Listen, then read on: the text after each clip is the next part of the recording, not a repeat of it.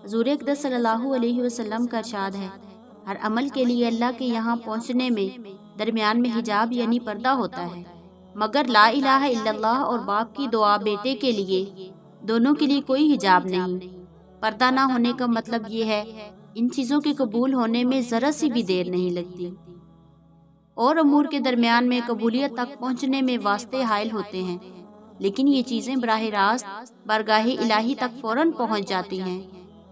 ایک کافر بادشاہ کا قصہ لکھا جاتا ہے، نہایت متشدد متعصب تھا، اتفاق سے مسلمانوں کی ایک لڑائی میں گرفتار ہو گیا۔ چونکہ مسلمانوں کی اس سے تکلیفیں بہت پہنچی تھی، اس لیے انتقام کا جوش ان میں بھی بہت زیادہ تھا۔ اس کو ایک دیگ میں ڈال کر آگ پر رکھ دیا۔ اس نے اول تو اپنے بتوں کو پکارنا شروع کیا، اور جب مدد نہ ہوئی تو وہی مسلمان ہوا اور لا الہ الا اللہ کا ورد شروع کر دیا۔ لگاتار پڑھ رہا تھا اور ایسی حالت میں جس خلوص اور جوش سے پڑھا جا سکتا ہے ظاہر ہے، فوراً اللہ تعالیٰ جل شانہ کی طرف سے مدد ہوئی، اور اس زور سے بارش ہوئی کہ وہ ساری آگ بجھ گئی اور دیگ ٹھنڈی ہو گئی۔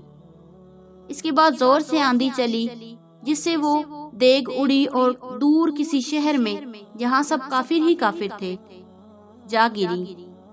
یہ شخص لگاتار لا الہ الا اللہ کا ورد کر رہا تھا۔ لوگ اس کے گرد جمع ہو گئے اور عجوبہ دیکھ کر متحیر یعنی حیران تھے۔ اس سے حال دریافت کیا، اس نے اپنی سرگزشت سنائی، جس سے وہ لوگ بھی یہ سن کر سب مسلمان ہو گئے۔ حضور اقدس صلی اللہ علیہ وسلم کا ارشاد ہے، نہیں آئے گا کوئی شخص قیامت کے دن کہ لا الہ الا اللہ کو اس طرح سے کہتا ہو کہ اللہ کی رضا کے سوا کوئی مقصد نہ ہو، تو اس پر جہنم کی آگ حرام ہو جائے گی۔ اسی طرح حضرت طلحہ رضی اللہ تعالیٰ عنہ کو لوگوں نے دیکھا کہ نہایت غمگین بیٹھے ہیں۔ کسی نے پوچھا کیا بات ہے؟ فرمایا میں نے حضور اقدس صلی اللہ علیہ وسلم سے سنا تھا، مجھے ایک کلمہ معلوم ہے، جو شخص مرتے وقت اس کو کہے تو موت کی تکلیف اس سے ہٹ جائے گی اور رنگ چمکنے لگے گا اور خوشی کا منظر دیکھے، مگر مجھے حضور اقدس صلی اللہ علیہ وسلم سے اس کلمہ کی پوچھنے میں قدرت نہیں، اس کا رنج ہو رہا ہے۔ حضرت عمر رضی اللہ تعالیٰ عنہ نے فرمایا مجھے معلوم ہے۔ طلحہ رضی اللہ تعالیٰ عنہ خوش ہو کر کہنے لگے کیا ہے؟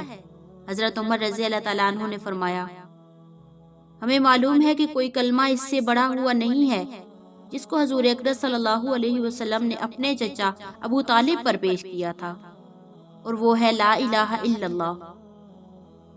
فرمایا واللہ یہی ہے، اللہ کی قسم یہی ہے۔ فرمایا گیا اندھیرے 5 ہیں اور 5 ہی ان کے لیے چراغ ہیں۔